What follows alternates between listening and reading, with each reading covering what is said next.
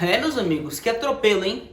Que passeio fez o Newcastle para cima do Paris Saint-Germain. Uma verdadeira humilhação para o time francês, que teve mais uma aula de como a organização, de como um trabalho a longo prazo vai acima da importância do dinheiro nas competições de maior importância no futebol europeu.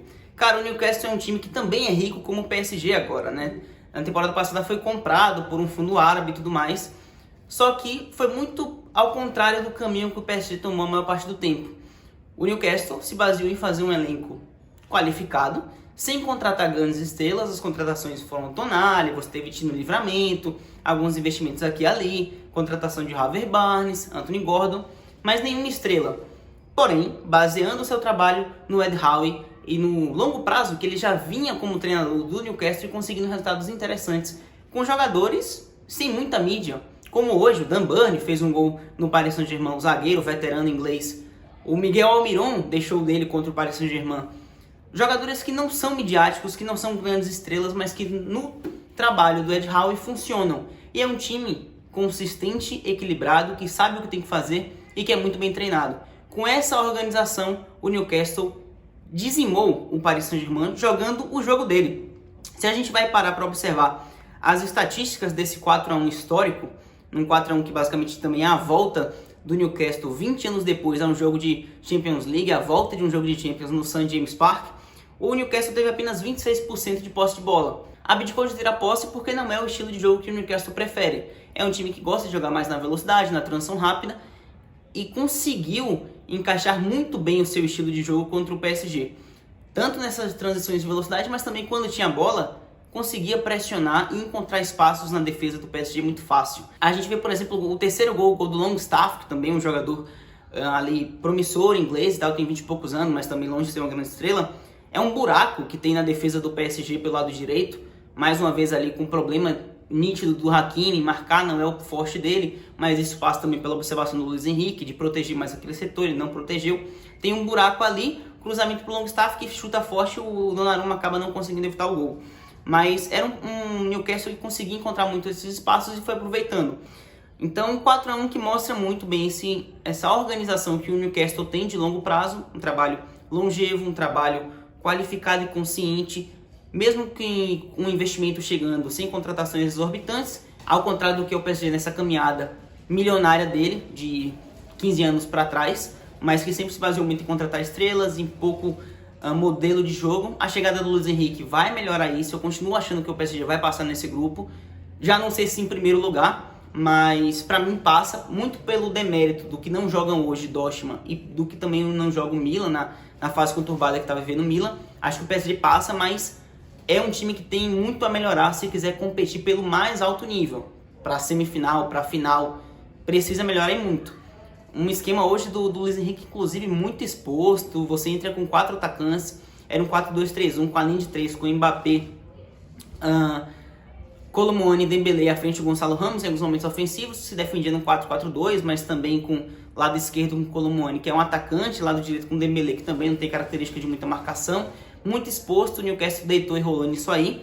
É um time que tem coisas a acertar, sem dúvida nenhuma, e fica essa humilhação já nessa segunda rodada de Champions, que pode ameaçar o PSG, mas eu acho que ainda segue passando, e o Newcastle se põe de vez como um candidatíssimo a essa classificação, e com essas duas primeiras rodadas tem futebol nítido para isso. Vamos voltar para nosso esquema de falar um pouco dos jogos aqui no canal, que é grupo a grupo, falando do grupo do Atlético de Madrid, que venceu hoje o Feyenoord dentro de casa por 3-2, numa virada, assumindo a liderança. O Atlético de Madrid venceu com méritos. Eu assisti esse jogo, o Atlético, por mais que sofresse com o Feyenoord em alguns momentos, o Feyenoord é um time bem organizado e que vai brigar ponto a ponto por essa classificação, vai por mim.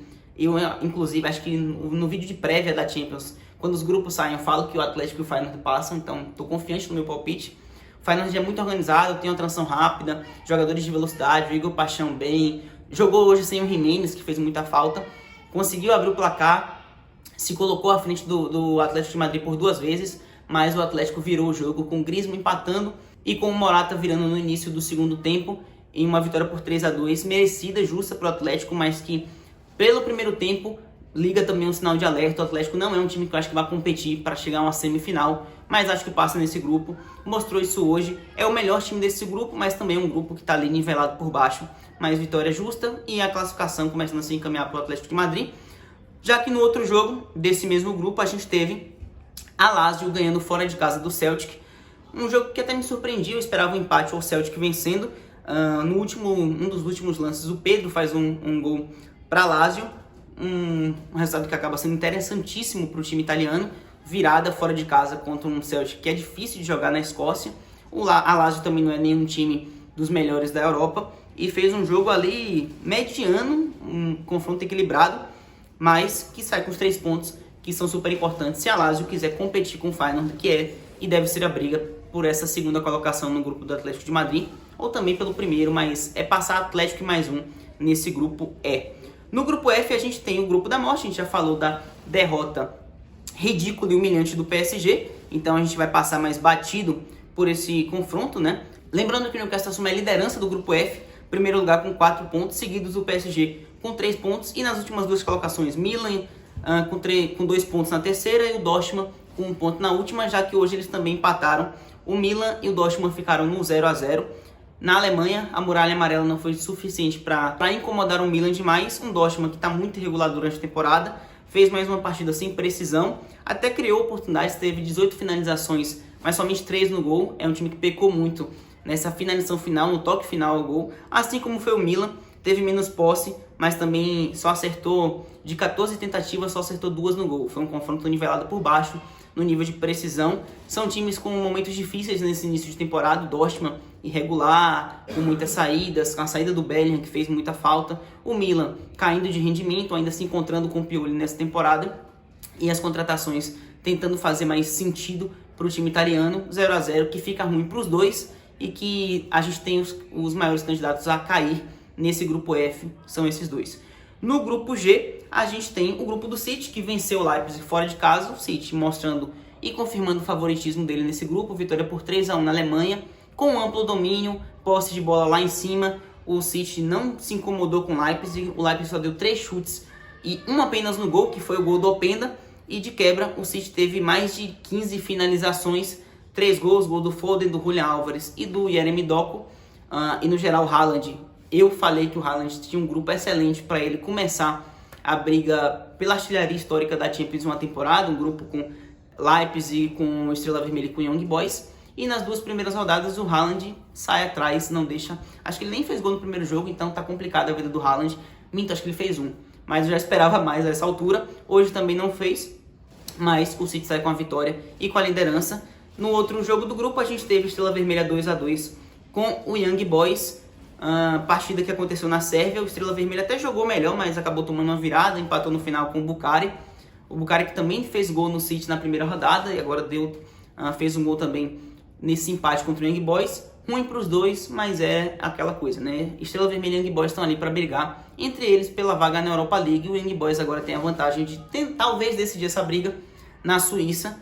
Resta aguardar, mas a classificação não deve sair muito desse cenário na última rodada, que é City em primeiro, Leipzig em segundo, Young Boys em terceiro, Estrela Vermelha em quarto. Os 2 últimos são esses, os 2 primeiros são esses, na minha opinião. E no grupo H, o grupo do Barcelona, a gente teve uma vitória suada do Barcelona contra o Porto no Estádio do Dragão. O Porto jogou melhor, principalmente no primeiro tempo. O Porto criava mais, encaixava mais a marcação. O Barcelona teve muita dificuldade com a pressão alta do Porto e não conseguiu encaixar dele. O Barcelona também acabou levando muito amarelo, tá? Entrou em campo vestido de amarelo e acabou sofrendo com 7 cartões amarelos, se não me engano, ao todo. Bateu demais, cartões amarelos justos, mas era um Barcelona que não conseguia encaixar a marcação e acabava apelando. Venceu com um gol do Ferran Torres num erro grotesco do Romário Baró na saída de bola. Ele entrega a bola para o Gundogan, que assiste o Ferran Torres para sair cara a cara com o Diego Costa e bater bem. Um Lewandowski que sai machucado no primeiro tempo para a entrada do próprio Ferran Torres. Pode ser uma preocupação para o Barcelona. O Barcelona jogou mal, mas fez o que tinha que fazer, venceu fora. É um time que eu acho que vai conseguir a liderança desse grupo e tem que conseguir a obrigação com o grupo que pegou. O Porto mostra um time competente, como costuma ser, mas que também não é uma força absurda. É um time para passar nesse grupo sem dúvida nenhuma, mas pode bater ali no máximo nas quartas na minha visão. Competente, mas não consegue dar o próximo nível, o time do Sérgio Conceição. O Barcelona sai com a vitória mas com dúvidas, com problemas, com lesão de Lewandowski, com Gavi suspenso, que acabou tomando o segundo amarelo em um dos últimos lances, e algumas coisas a acertar, mas não deve ter problema também para a classificação. No outro jogo do grupo a gente teve o Shakhtar vencendo o Antuérpia e afundando o Antuérpia na última colocação. O Shakhtar fica em terceiro com 3 pontos. O Shakhtar vencendo por 3-2 de virada, tomou 2-0 e acabou virando no segundo tempo com o Sicão, atacante, fazendo 2 gols.